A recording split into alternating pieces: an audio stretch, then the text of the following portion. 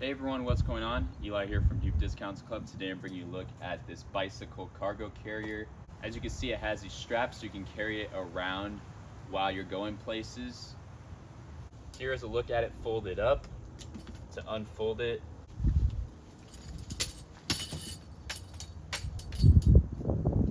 it's that simple. Then you simply snap these plastic pieces into place to lock it in. And there you go. Connect this to the back of your bike. This thing can hold around 40 pounds of weight, super sturdy metal construction, and as you can see, you can unfold it and fold it super easily. It's also got nice durable wheels that you can inflate. You can also easily pop the tire off by pressing in and pulling out like so.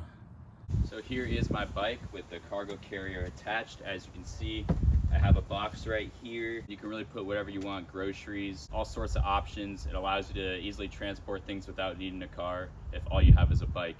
Overall, highly recommend this cargo carrier. Thanks for watching.